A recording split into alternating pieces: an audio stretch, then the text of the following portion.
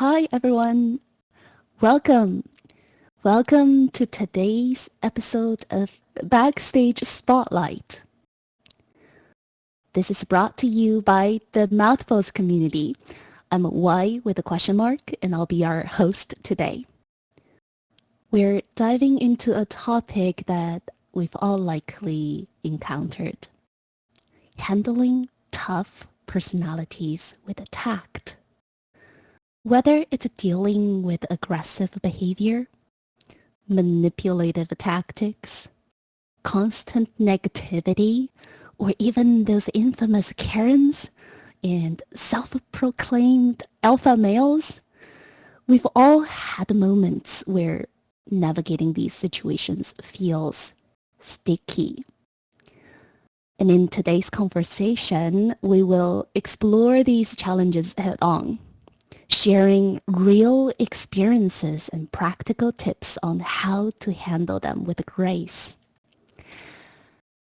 I'm so thrilled to introduce our guest speaker today. He brings a wealth of experience and expertise to this conversation. In a senior management role with 15 years of professional experience in the hospitality industry, he's managed his own team through emergency situations and faced some of the most challenging customers. Yes, even those who attempt to manipulate for free services.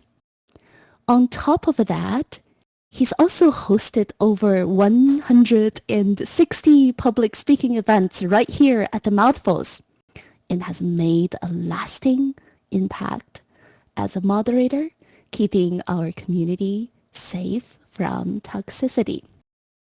His insights and experiences are invaluable, and I'm excited to dive into this discussion with him today. Everyone, a round of applause for our guest speaker, Liam.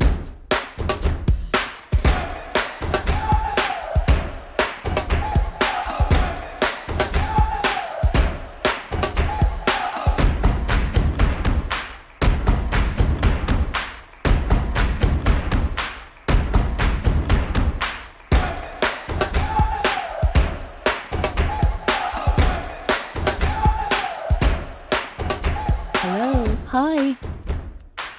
Can you hear me? Yes, I can. Hi, Okay. Liam. Hello. Well, thank you very much. I hope I live up to that beautiful intro. Thank you very much. Well, you deserved everything that I said, Liam. And so much appreciation goes to you for keeping our community safe, for hosting so many speaking practice events. How many years has it been, Liam, since 2021? 3 years? Over 3 years. Such commitment. Yeah, actually, I think it was in June. I believe it was 3 years. Yeah, it's 3 years every Thursday, with the exception of one or two that I had to take off. But yeah, it's been a great journey so far, and I look forward to continuing. I know, right? That was 93% consistency. That's so amazing. So much respect to you. GG.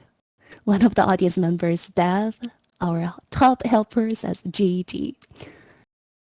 Good game. Is it over already? I think that stands for the eyes. I don't know. I'm not up to speed with the emojis. And Liam, well, today it's so great to have you.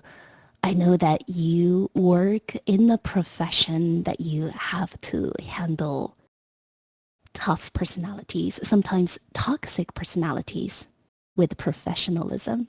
So you have a wealth of wisdom that you could share with us today. I'm so happy to host this session with you. Yeah, I'm happy to be here, and this is one of those topics that I am excited to speak about. I've quite a bit of experience now. None of it, I will give a little disclaimer from the start. None of it is academic. I've obviously taken a few communication courses and done some individual education on communication, but most of my experience comes from just day-to-day life, as well as the day-to-day life in my professional career. As you said, I deal with individuals from the general public to complicated guests to high celebrities with attitudes to even underhoused individuals or homeless individuals that or possibly even mentally unstable or heavily intoxicated, whether it be drugs or alcohol. So I engage with a wide variety of people, and all sometimes in one day.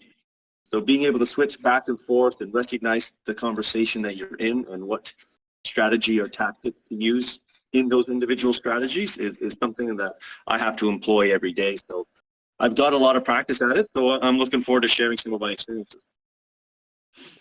And thank you for that, Liam. I think that's also what our members of the audience today and members in general wanted to hear. We have so much access, free access to YouTube videos that give us tips on how to handle tough personalities. And I researched a ton the other day. But through a survey that I posted in the event notice channel a few days ago, one of the suggestions really caught my attention. That was, can you provide specific things that we can say? So they really wanted you to provide examples and phrases and the languages that we could use in those challenging situations. And I hope this is something that both you and I keep in mind as we delve into these questions. Yes, of course. Obviously, I'll wait until we get into specific scenarios or examples for me to use some of those. But yes, there are certain things to say just as much as there are a few things to try to avoid saying. Sometimes avoiding saying something that might irritate someone further is just as important as saying something that might make them slightly more compliant or persuadable. Yes. Exactly. That's such a wise insight to take away. It's just as important, I'm reiterating what Liam said, it's just as important to avoid saying certain things as saying things. Now, Liam, I wanted us to start with some stories. I know that as part of your profession, you handle tough personalities. Can you give us some examples of that? Yeah, tough personalities? Sure. Stories and examples. Stories and examples. I guess the one that quickly comes to mind is there is a female that returns to my place of work quite frequently. She is highly mentally unstable, has shown signs of aggression or possible physical aggression, but it hasn't manifested into any assault or anything like that. But she's full of grand delusions where she believes that the king or the queen is trying to get in touch with her, and that she wants to be able to communicate with them. So on other occasions, I've seen individuals that have kind of dismissed her and just said, come on, lady, you can't be here. We got to go. You got to go. You can't be here. You're disrupting people. But it never works because she's constantly saying, no, I'm going to stay here until I get to speak with them. I'm going to stay here until I get to speak with them. Because like in her mind, that's her reality. That's her truth. And you're going to find in my stories and in my instances that I'm trying to explain to you, my examples, there are a few truths to communication. And one is that we always try to communicate to people based on what we believe is going to, based on what we perceive as being the best way to communicate. And that is how people have communicated to us in the past. We go by our own experiences. However, talking to, let's say, for an example, talking to a very, very strong Joe Biden supporter, you're going to speak one way if you're trying to convince them to do something versus if you're trying to speak to a Trump supporter. Each one of those people have very different values, and different facts and stats are going to change their opinions if that's what you're trying to do, if you're trying to persuade them to do something. So in all communication and in all engagements of conversation with someone, before you try to give them your message, you need to kind of figure out how they are going to decode your message. So going back to this example where she was obviously having a mental crisis breakdown, or she already had, and she was well into, unfortunately, a mental decline. She believed that the king or queen was going to be there momentarily, and she wanted to discuss something with them.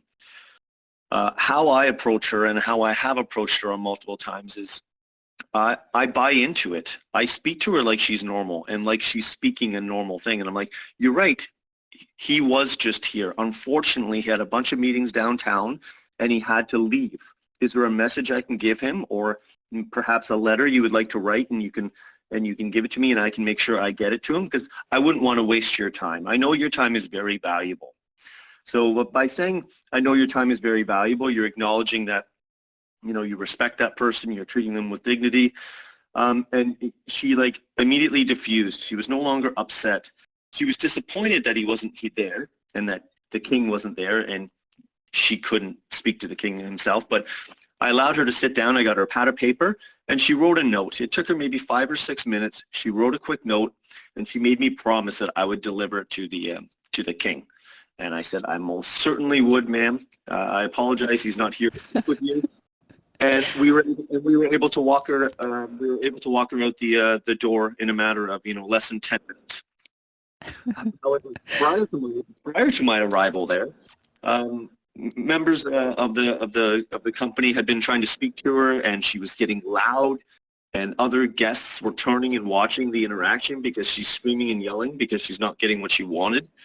When a simple change in looking at her perspective and how she's seeing things and then buying into that, if my goal entering into that conversation was I want to quiet her down so it's not much of a scene anymore, and I want to kind of move her on with the rest of her day and get her out of the building. So with that in mind, what is my best course of action? And I found this to be my best course of action, and it ended up working. Wow, that was such a fascinating story, Liam. I learned so much. I learned so much from this story. What you did there was entering into her world view, but you didn't pass any that kind of judgment onto her at all. But instead, you used her frame of world and you used her language, and you were convincing to her. That was such a great tact. I get another story I have of something similar, and you mentioned it earlier. Oh, sorry, go ahead. Yeah, before you move on, this might sound like a crazy story that we don't encounter on a day-to-day basis, but I don't think so. I think oftentimes when we are in a disagreement, it's not that uncommon for one side to have one worldview and for the other side to have a different worldview. In Liam's case, this is a mentally ill person, but in our day-to-day conversations when we are handling someone's really tough, it's not that uncommon that we need to use their frame of world. Thank you, Liam. Next story. Yes, we are sitting here. Our ears are up. We want to hear more stories. Just to touch on what you just said, it's so important because when we communicate with others, we so often think of our opinion on a certain subject is based on facts and opinions that someone else had said to us that were convincing to us. So we're like, yeah, that sounds about right. So we try to too often force those same kind of opinions or stats or facts onto other people when we are trying to convince or persuade them to feel the same way that we do. And we do that to our own peril when the first thing that we should be doing is what type of stats or what type of facts is going to be convincing for this individual. Perhaps this individual isn't super highly educated, so rhyming off, articles from the New York Times or, things along those lines wouldn't necessarily work. You need to, I often use the example with new colleagues. If you're a math teacher in grade 8 and 9 out of your 10 students are really getting it, but one student isn't, it's most likely like that teacher's doing a great job and that one student is just having maybe a little difficulty learning.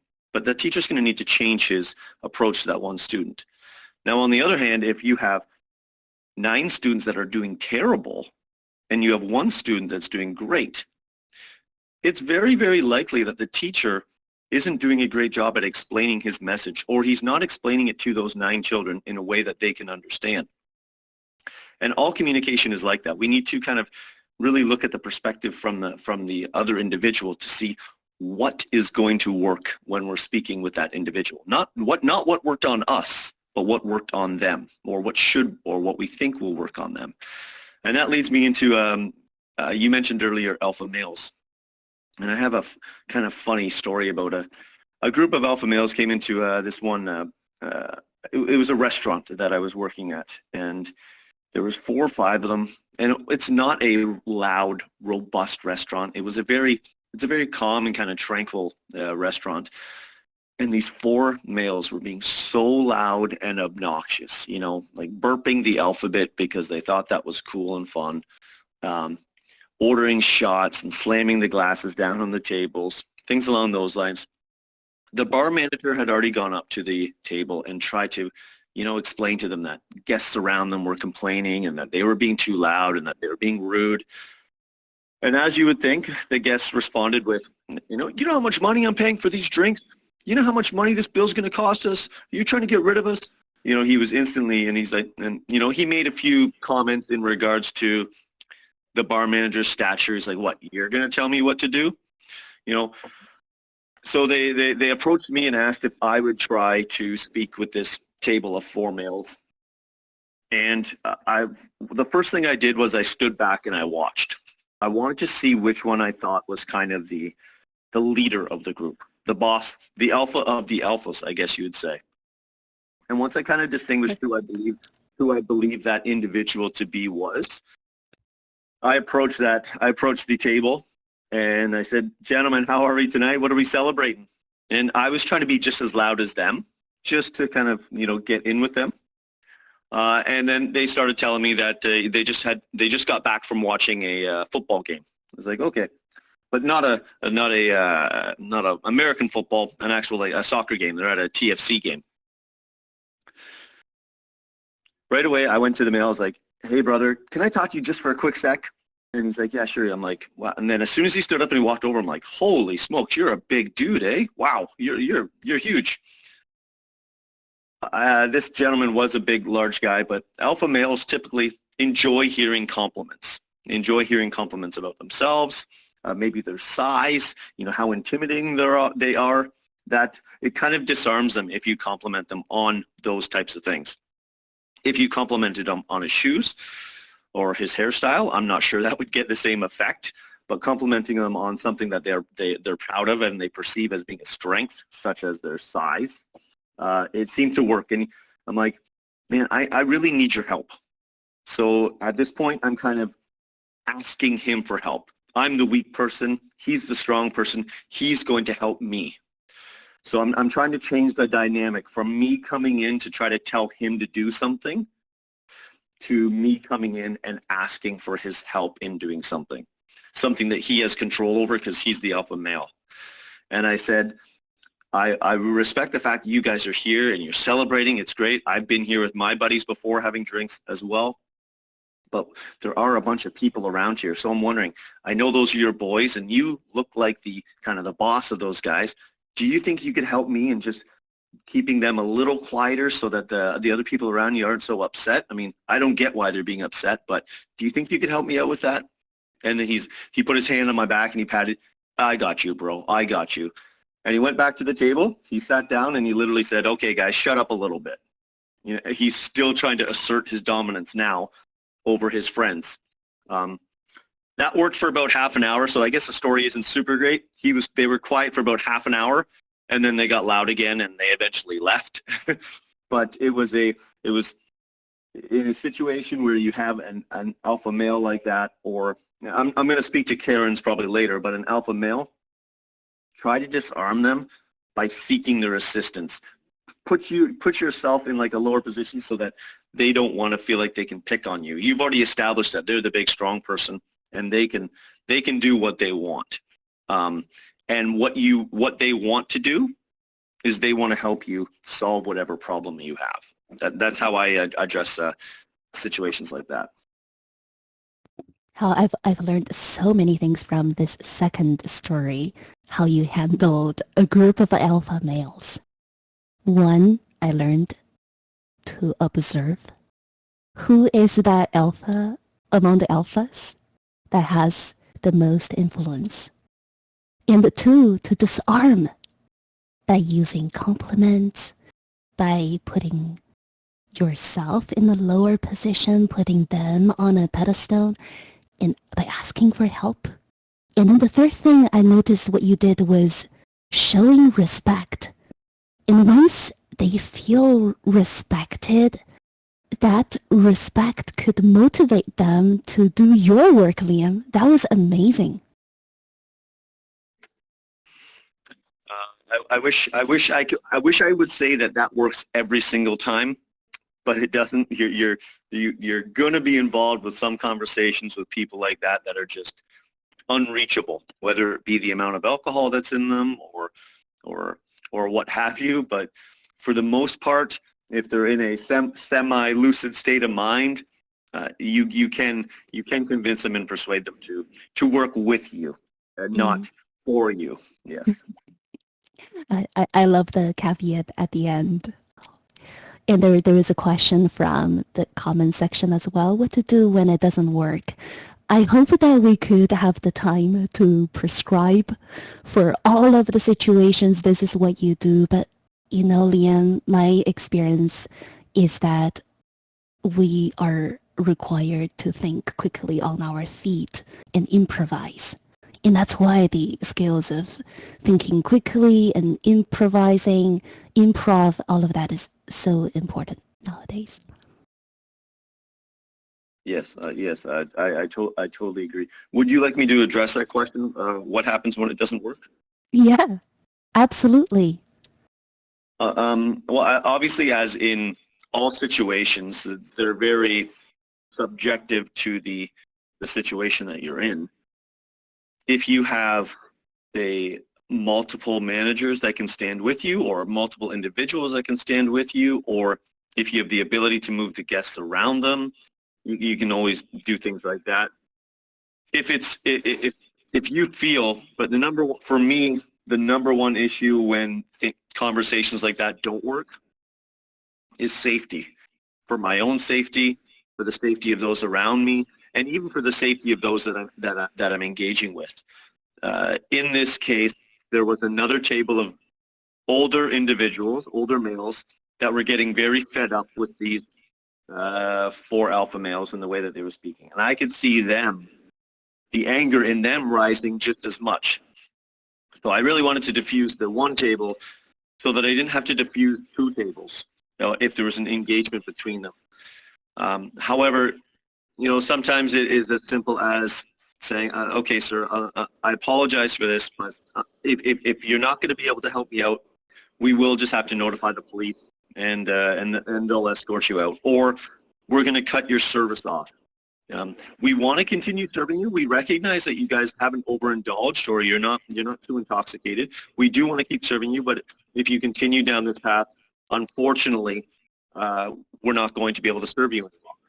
And if it's a busy night and they have nowhere else to go, perhaps that might be persuasive. But you always want to start with the carrot before you pull out the stick, because regardless of how big they are, the stick doesn't always work, right? Pulling out a stick doesn't always necessarily work, and that should always be the last case. or the last option that you kind of try to choose. I know it's difficult. I know that's not a perfect answer for when it doesn't work, but there are so many variables that you have to consider when it's not working. Perhaps a complete disengagement from those four individuals. You let them scream and yell for a little bit longer, and you call the Toronto police, or you call whatever police force you have to come and assist in removing these individuals.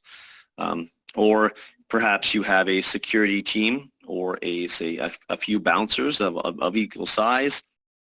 Maybe even just that the presence of those individuals will assist in those situations. Now, I do want to give like a kind of a quick caveat too. Not all alpha males pose a threat of violence or physicality or anything like that. My team, in fact, I have quite a few, I manage quite a few alpha males on my team. And I find engaging with them on a day-to-day basis, providing positive and critical feedback or areas of opportunity. It's all about managing expectations with these individuals and being complimentary when they deserve it. Even big alpha males, even when they pretend like they don't enjoy getting compliments, they do. When you compliment them on something that is perhaps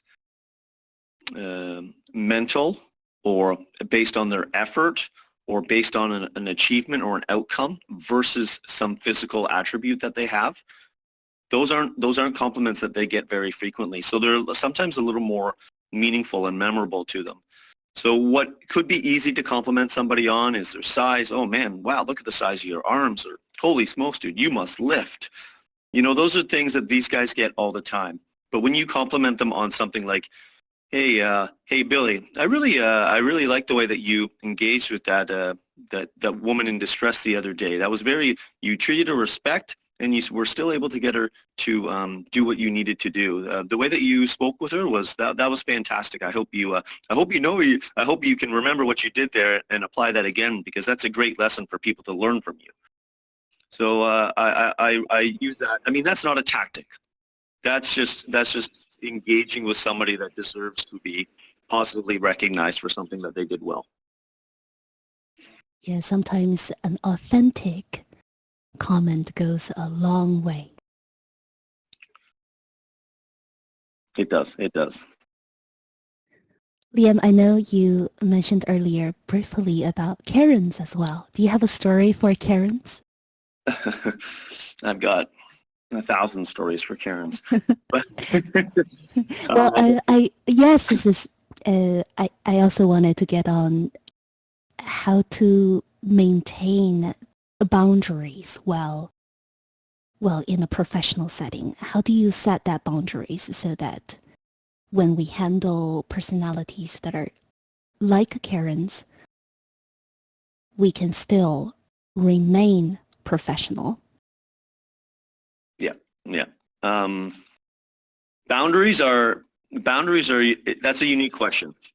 I like that question, because everybody's going to have their own boundaries, and every situation is going to have variables that dictate what those boundaries are. And by variables, I mean,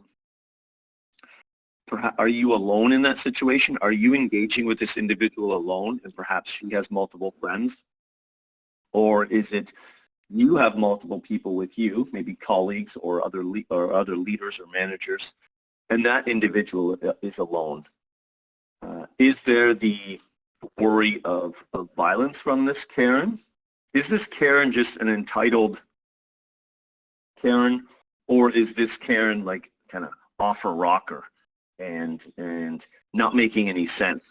So I'm going to use the example of this Karen. She was a entitled older female that was just being obnoxious and rude because she didn't get what she wanted.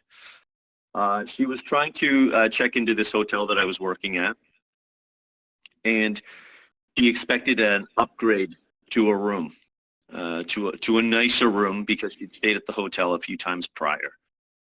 Well, you can't guarantee that people are going to be able to get automatic upgrades. And the front desk agent, she was being very sweet and she was trying to be very cooperative. but this older lady was trying to dominate her by raising her voice, by shouting at her, by demeaning. She used terms like, do you even know what you're doing? Do you even know what you're doing? How long have you been doing this job for? You know, just trying to devalue the effort that the individual was doing, and de-effort or lower the value that she sees in herself by making her question if she knows that what she's doing, if she knows she's doing her job correctly. So setting a boundary in these types of conversations also depends on how thick your skin is. Something I said at the beginning of this, or something I didn't say at the beginning of it, but you're going to hear, it's kind of a reoccurring theme in most of my answers, is every time you enter into a conversation, whether it be professional or maybe just on the street, you should have a goal. You should have a set goal for that conversation. Maybe you're just sitting down next to a stranger on the streetcar, and your goal is to be entertained for the next 15 minutes until you get off at your stop. If you're speaking with someone and that entertains you, boom, you've accomplished your goal. Or perhaps at work, or maybe at home, you're arguing with your girlfriend or boyfriend, and your goal is, oh, I just really want to sit down and watch this TV show with them. So maybe you're not going to complain about the fact that the pot wasn't cleaned properly or that the floor is dirty or something like that, when those things maybe might annoy you. You know what your goal is, and maybe you need to make a sacrifice in order to reach your ultimate goal. Well, conversations with people like this in the professional world, Karens, is no different. You need to know what your goal is. So this front desk agent that was trying to check her in, she was so patient, and I could tell her goal was just to get this lady out of my face. So she absorbed a lot of this Karen's abuse. And I know this front desk agent, so it wasn't just because she was the most compassionate, laid back individual that just was like a duck and water just ran off her back. She was very tactical in the way that she was communicating. She was listening, she was making eye contact, but as soon as the lady made reference to race, this lady, this Karen, was a black lady, and the front desk agent was a young white Ukrainian girl. She started making reference to, now I don't think you're giving me this upgrade because I'm black. Or she brought the race card. For the front desk agent, that was a boundary. She was now questioning her integrity. She was now questioning her morals, everything along those lines. So that I could tell that was a boundary for her, and I could see that she was getting upset at that point. It was at that point that I kind of stepped in, and I made sure that the Karen that was checking in, everything we could do to assist her was being assisted. I told her, I'm not going to say the name of the front desk agent, but let's call her Sally. I said, Sally's been trying to assist you in getting the room that you want. Sally is limited to what she can possibly do for you based on the rooms available. So you've brought up her race. You've used the race card. These are limits. You're now starting to abuse and cross a line where we're no longer going to be able to assist you. So setting your boundaries inside your mind first is important. And maybe that boundary is being called a racist. Maybe that boundary is the threat of physical violence. Maybe your boundaries, maybe you know this person isn't going to be dangerous, so your boundaries are just, I'm going to let her say whatever she wants. I don't care. I've got a bowl of ice cream in my fridge, and after this shift, after this person, I'm going home to eat it. There's nothing this person right now can say or do to me that's going to stop me from leaving here with a positive mindset. So the boundaries are all up to you. But for the safety of the individual, or maybe the racial or physical or verbal abuse of an individual, those are boundaries a lot of us set in every single conversation we have. So once we've set those boundaries in our head, when the person that we're speaking with starts to reach one of those boundaries, or you think they're approaching that boundary, it's important to kind of verbalize and lay the expectations down of what your boundaries are, so that when they do cross it, you've already explained to them, ma'am, I told you that if we went this far, and you said this, then we are going to have to terminate this conversation. And unfortunately, we have made it to that point. I didn't want to get to this point, but I did get to this point. So it's setting the boundary in your own head, and those boundaries are going to change for the situation that you're in, for the person that you're speaking with, the mood that you're in that day, and then verbalizing those boundaries when you think that the individual is getting close to crossing one of those boundaries so that they have a clear expectation. And then sometimes that's enough to diffuse them or just bring them back from the edge a little bit. Maybe they just want to get up to the room. Maybe they had a terrible day and they just want to get up to the room, and they're trying to, and they're taking it out on you. So that's what I would say in regards to boundaries. Are there any specific questions about boundaries that you'd like me to touch on?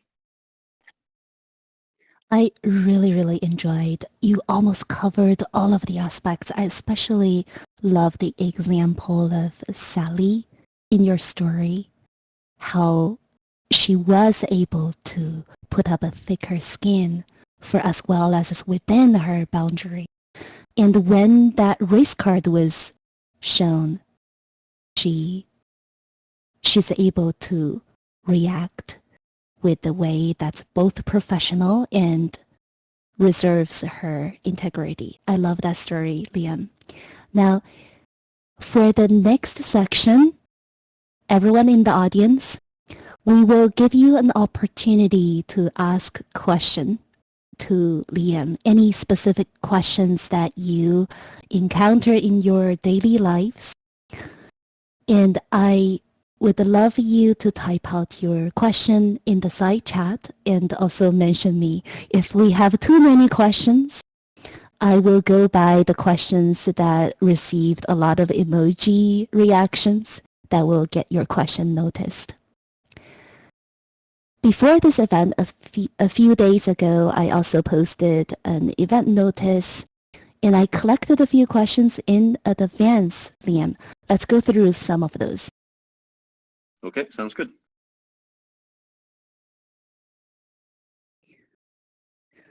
Liam, have you encountered a situation where people tell inappropriate jokes at workplace, and how did you handle it? Yeah, that's a good question. Now I guess there's a few. I can see that's a few ways. If that inappropriate joke is from maybe somebody that is above me, maybe my boss, or someone on a peer on the same level as myself, or perhaps even someone that I manage. So for this example, I do have an example of a joke that was shared among team members that I manage, and I try to foster an environment where people can feel free to be themselves, but there are obviously lines that get crossed, and sometimes we draw those lines in the sand based around the individuals that are around us. And in this specific case, I knew one of the individuals was suffering from an incident that had happened at home that not everybody in the room knew about. And this other individual made a joke, and the punchline basically had something to do with that type of instance or that type of scenario that this person was suffering from. But it was wholly coincidental. The person that made the joke didn't know. So when I hear people making jokes that are perhaps not insensitive in the nature of the joke, but maybe a little edgy, that's one thing. If it's a joke that says makes fun of a race or an ethnicity or something like that, that's different. You don't need to know somebody. You don't need to know someone of that race for it to be a bad joke. You don't need to be friends with someone of that color for that to be a bad joke. But in this case, the joke wasn't overly sensitive, with the exception of the fact that I knew it was probably touching a personal chord for somebody. And in situations like that, if you've built a relationship or you've built respect and you've built a decorum with a group, when you speak up it really makes a big difference. So in this case, I simply just say, whoa, whoa, whoa, whoa, whoa. And everyone in the room kind of turned and looked at me. I'm like, is that the joke you meant to tell right now? Or was that varied for the audience effect? And what that kind of did was it allowed that person kind of an out. The person that made the bad joke or that made that joke, it kind of gave them an opportunity to correct it a little bit or to save themselves in that situation. But it also showed the other person that I knew was suffering from a circumstance that we recognized that it wasn't funny. And the person that made the joke, oh, okay, I'm sorry, that might have been a little insensitive. I'm sorry.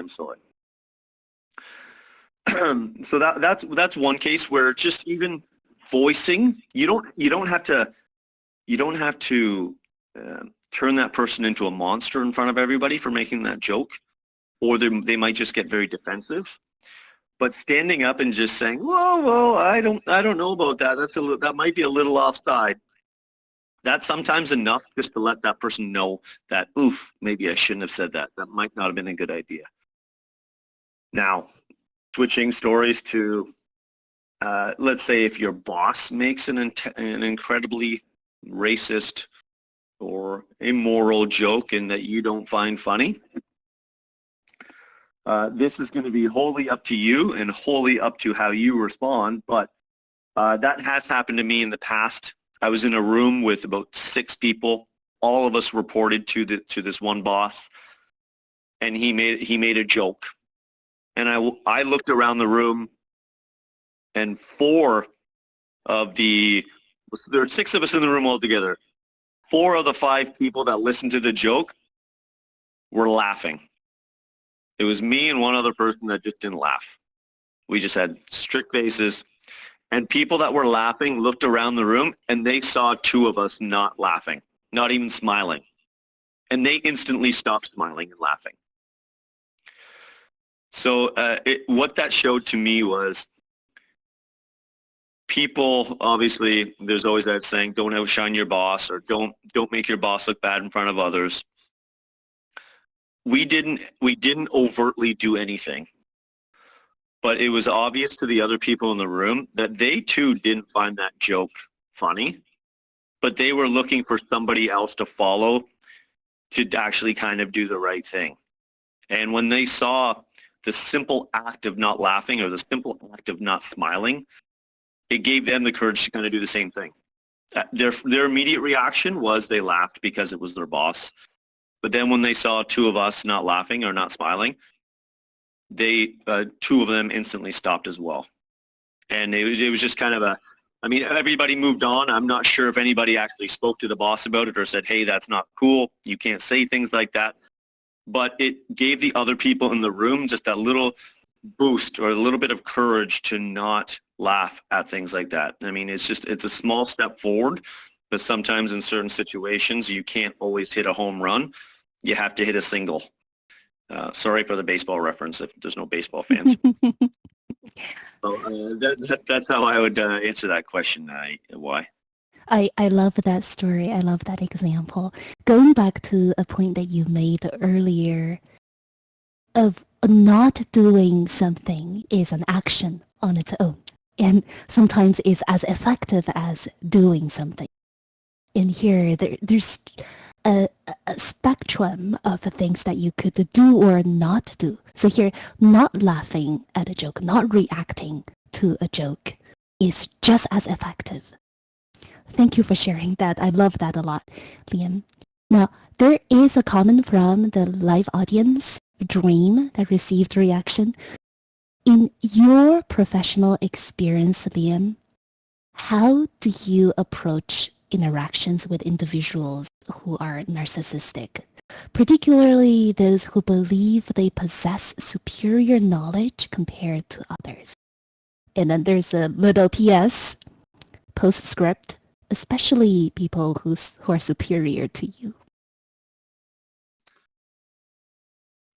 That's a good question. And again, I'm going to preface it with, I guess it depends on the situation.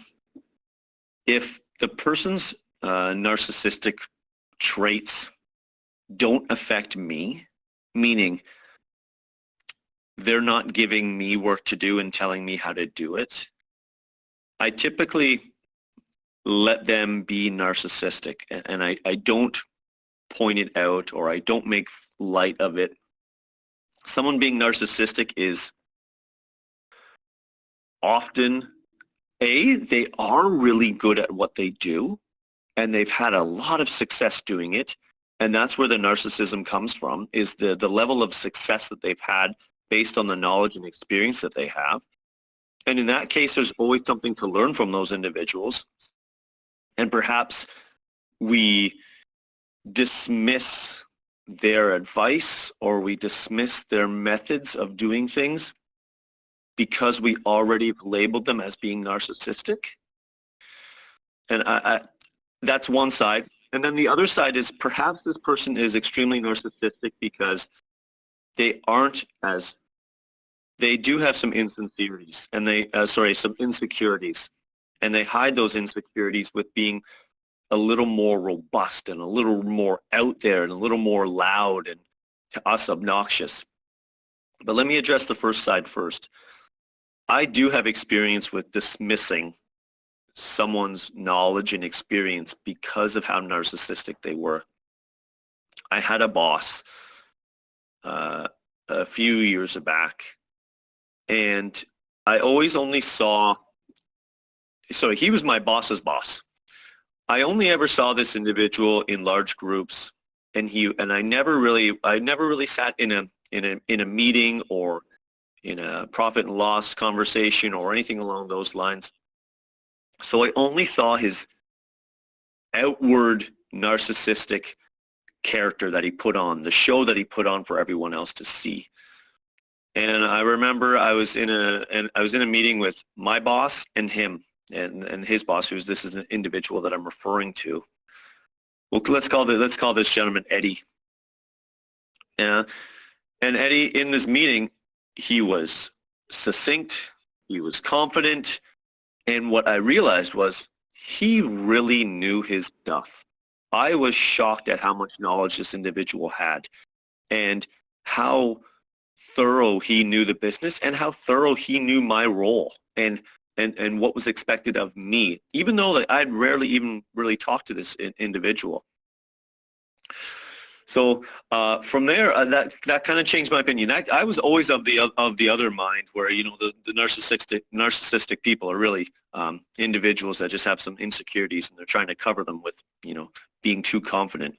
This gentleman really showed me that sometimes these individuals do have a lot to teach you, maybe not how to act around others, but one of the faults of ourselves is that we sometimes, narcissistic people, we discard or their opinions or their thoughts or their knowledge on certain subjects because of their narcissistic traits.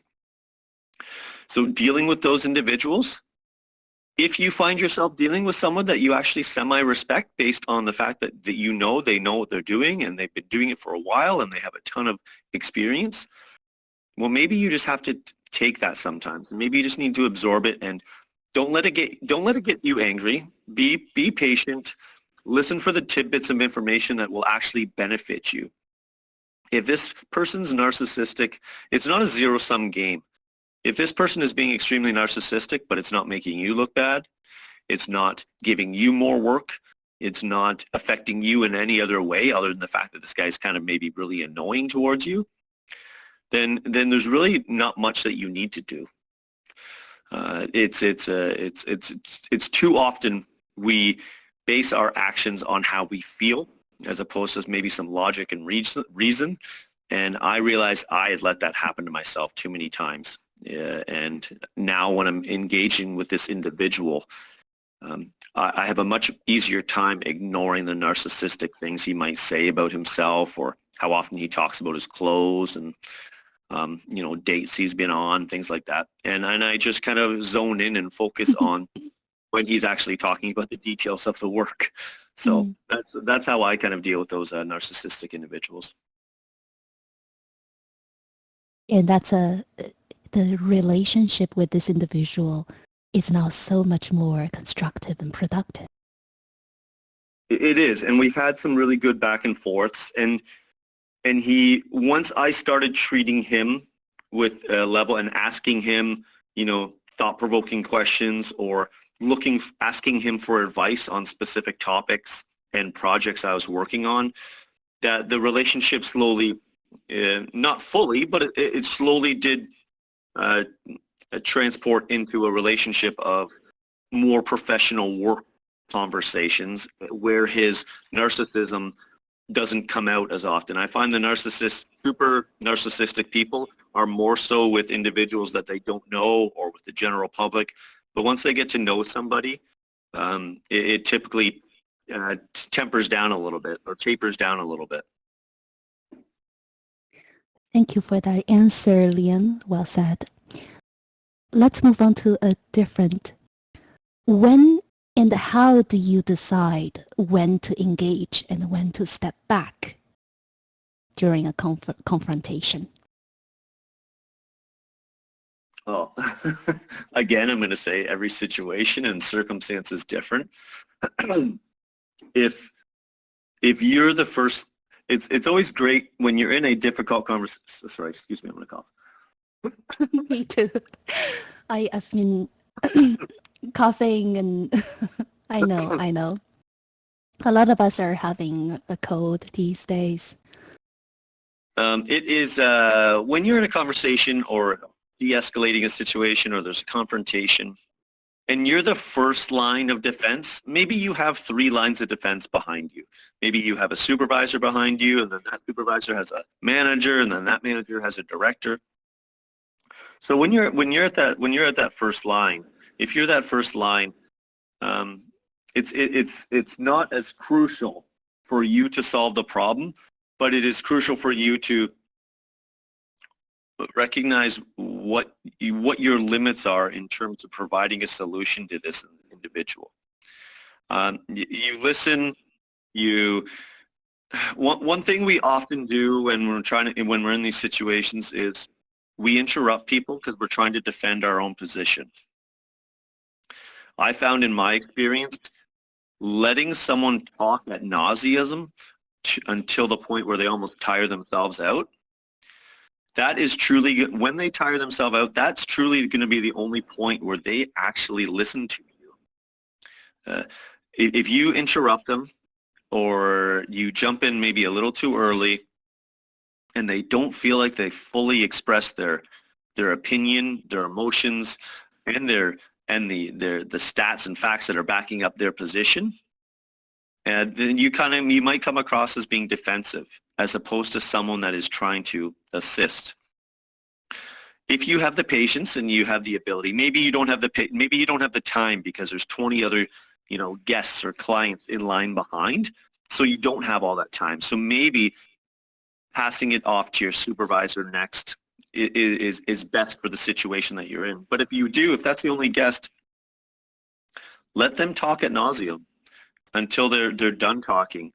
And when that silent pause comes and they're looking at you, you've had time to A, articulate what you want to say, B, you've had time to analyze what's really bothering them. Maybe what they're being loudest about isn't actually bothering them. Maybe it's the fact that just nobody's listening to them. And you've let them get all their emotions out now. They have nothing left. And when they don't have anything left and their emotions are a little bit lower, that's when your logic and reason is going to have the biggest impact on either showing them your point of view or showing them the situation as to why it is the way that it is.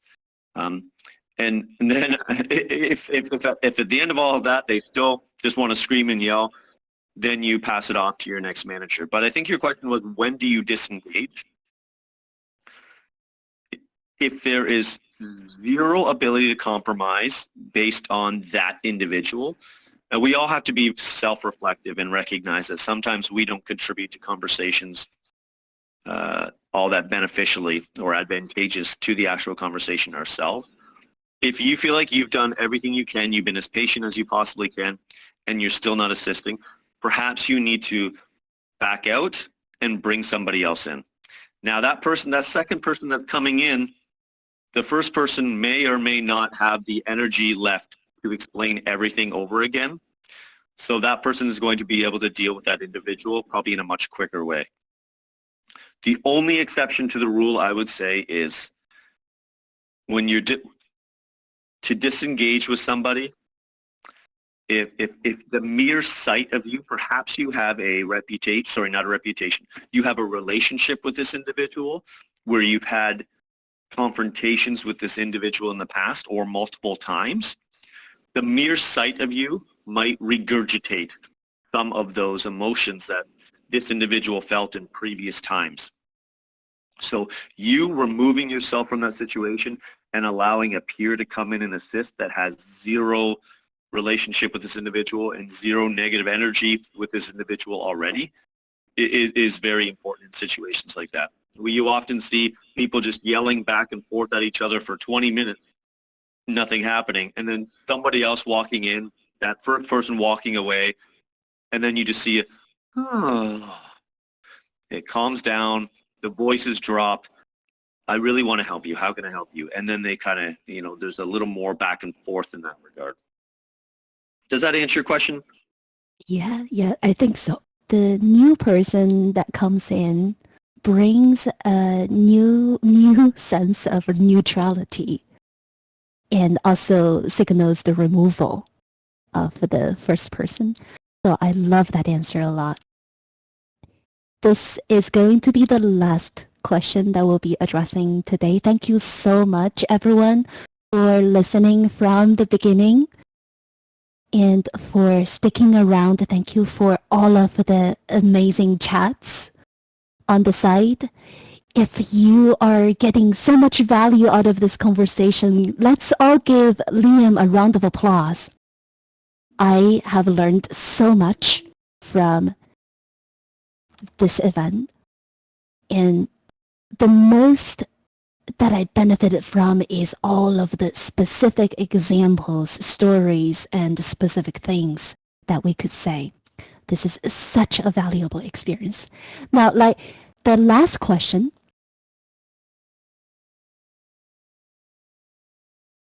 I'm going to address is on feedback. Well, most of us are quite knowledgeable about how to give constructive feedback. So here the added challenge, Liam, to you is how do you give feedback to someone who's extremely sensitive and defensive? Well, sometimes there's no easy answer, and this is one of those questions where I feel there's no easy answer because you're approaching a situation where you have very little control over, and sometimes irregardless of what you say or how you present yourself or how soft you are, if the person is extremely sensitive, then they will find something in what you say. They will find something in what you say to be sensitive about. Now, having said that, there's obviously different ways.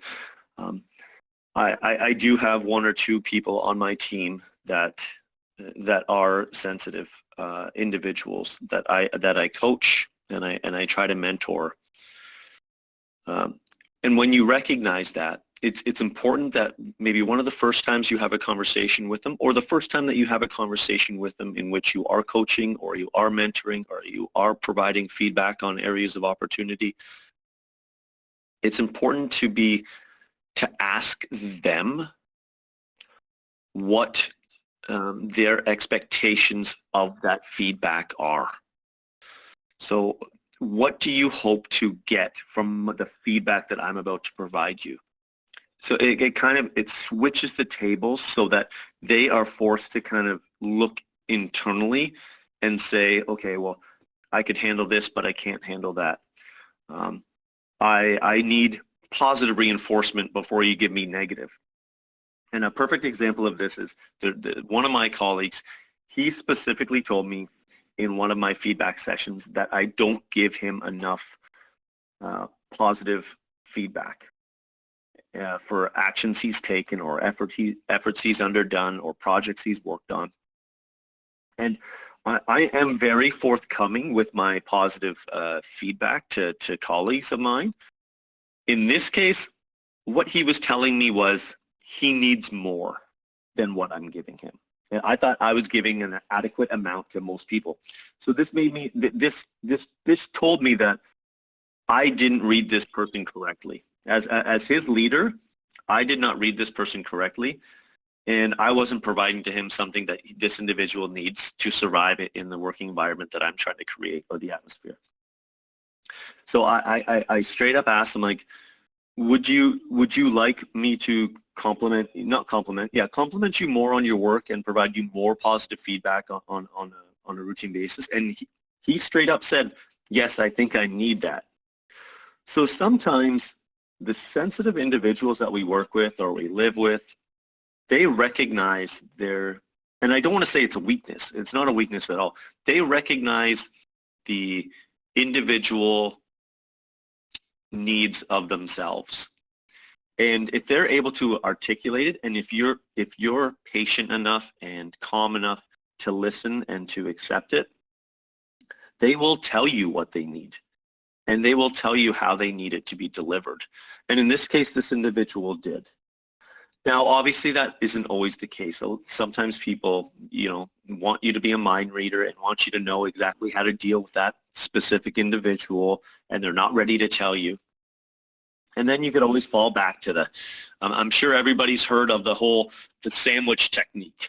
When you have something that you need to give some critical feedback to, you do the sandwich technique. And the sandwich technique is, for those of you that don't know, the first piece of bread is a compliment or a good job on this. I really like the way you did this and that, and you got a mention the other day from this department who said that you went in and you assisted them. That's fantastic. When you do that, that makes our department look good. It makes you look good, and it helped the overall operation of the business. And then you move in the meat and the lettuce and the tomatoes, all that. That is the area of opportunity. That's when you kind of give them the feedback that you need to give. And I often preface it with, I've done this too. I'm guilty of doing this myself, because a lot of the time we're giving feedback to somebody and we recognize it's feedback because we too have made that mistake. We were in their position at one time. And maybe it wasn't a mistake. Maybe it's just lack of experience. It wasn't an intentional mistake. It's just they just didn't know how to do something. So then you give them that the area of opportunity coaching, and then you round out the conversation with the second piece of lettuce. And so you're closing up the sandwich, and it is another compliment. It is boasting them back up again. So they start off with a compliment, they get their critical feedback, and then you finish off with a compliment or a story of something that they've done well, and that you hope that they continue to do in the future. So you start off positive, you insert the feedback, and then you end the conversation off in a very positive way as well. I love that. That's a very nuanced and wise advice. Thank you for that, Liam. Everyone in the audience, I want to thank you again for listening. This is one of the Backstage Spotlight event series, and there will be more coming in the future. I appreciate all of you for listening, and in a couple of days, a recording of this event will be posted to our YouTube channel, so stay tuned for that as well. Sorry, could I say one little summary before we close out? Yes, absolutely, Liam. Leave us with your final thoughts. Liam's final thoughts. Okay. Okay. I guess something that was, or three kind of themes might have been prevalent throughout my answers. And number one is, when you're approaching a conversation, it's your perspective of how they're going to view it and their perspective of how they're going to view it. So often when we enter into conversations, we're only thinking about our perspective. We're so focused on ourselves and trying to get the message across that sometimes we don't We don't analyze that individual that we're giving the message to. And we know everybody is so different. A quick example is I am guilty of when I introduce myself to somebody and I say, hi, my name's Liam. And then they say their name back. I am so focused on them saying my name correctly that 10 seconds later I realize, oh my goodness, I don't even remember what this guy's name was. Because I was focused on my perception. I was focused on him saying my name right. I didn't even think to really listen to what that person was saying. So it's one of those, wow, boom. That was one of those things that I realized that I do not pay enough attention to their perspectives of conversations. The second thing is there's the message that you need to give across. There's the way that you deliver it, and there's the way that they receive it, and then the impact of it. So the way that you deliver, you have to put as much thought and effort into your delivery of a message as you do into how that person is going to receive that message. And we focus so much on our own delivery, and we don't focus on their reception and morphing and warping that message of ours into something that's easily digestible by them. And then my third and my final thought would be try to have a goal when you enter into these conversations with people, so that if you need to bite your tongue or if you need to take an insult or two, if your ultimate goal is to get this person out of your store, or if this ultimate goal is to get, the road trip on the way, or if your ultimate goal is to help your friend through this problem and to get them smiling again, perhaps there's some things that you don't need to address, or perhaps there are issues that you don't need to bring up. Maybe you need to take an insult. Maybe there's some sacrifices that you need to make in order for you to achieve your goal. But if you don't have a goal, making those sacrifices won't feel as good, because you didn't achieve what you wanted. You just got insulted. But if you have a goal, you set that goal for every conversation, then those sacrifices are worth it. You get what you want, and that individual also gets what they're hoping for. So that's Liam's final thoughts. Thanks, Y. I love it. I love it. Before we end today's event, I'm going to say bye to all of you in the audience right now. Before you go, a short question, Liam. How much of the wisdom that you shared with us today is learned? How much is born? How much is innate versus how much nurture? Yes. I would say the vast majority is nurture. Maybe some people are patient. They were born patient, which really helps with communication. But most of it is learned. Some through tough experiences and tough conversations. Most through just general life experiences. I will be frank and honest right now. Many years ago, something terrible happened to me, and it really changed the way that I looked at conversations and the way that I looked at people and the way that I analyzed the conversations I was having with individuals. I realized I was kind of obtuse, and I wasn't a great communicator. Of course, I read a couple books on communication, and then I watched a couple TED Talk videos, and I'm always interested in reading studies on communication, since 90% of every single engagement we have every single day is communicating with people, and we study so little on it. So I have done a little bit, but I would say most of it now is just life experience and being successful at recognizing when you were successful and recognizing when you weren't. So I don't think it's a born quality. It's definitely something that you can work on, and it's definitely something that comes with just general life experience. So fear not if you thought you were born with no communication skills, because most people are. I know I love it a lot, Liam. You answered my question and then you delve deeper. It is learned, and I also picked up that how you learn these interpersonal skills, It's one you consume educational materials and talks, but to you, it's the practice, it's the life experience that you gained most. Did I get that right, Liam? You did. And putting into application what you've learned into your day-to-day. It does take practice. You could read a book on communication, but if you don't actually try to implement some of the little lessons that you learn, then it won't change the way you interact or the way that you communicate with people. You can be passive about reading it, but you need to be active in terms of initiating those lessons that you've learned. And that takes thought, that takes practice, and it takes effort. That was sage advice. Now, I've tried to end the event and then encore and then end and encore and end encore. So there's not going to be an end to this. And we promise for any of your unresolved questions, Liam and I guess we can schedule a future session for talks similar to this. Thank you once again to our guest speaker today, Liam, on the stage. And I am Y with a question mark. This is the Mouthfuls community.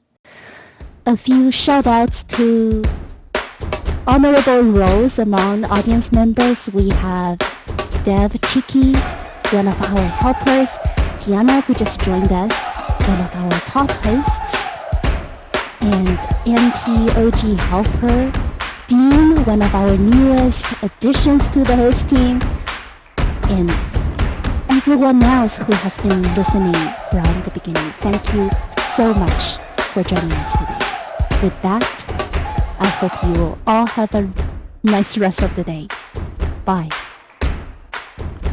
Bye, everyone. Thanks for listening in.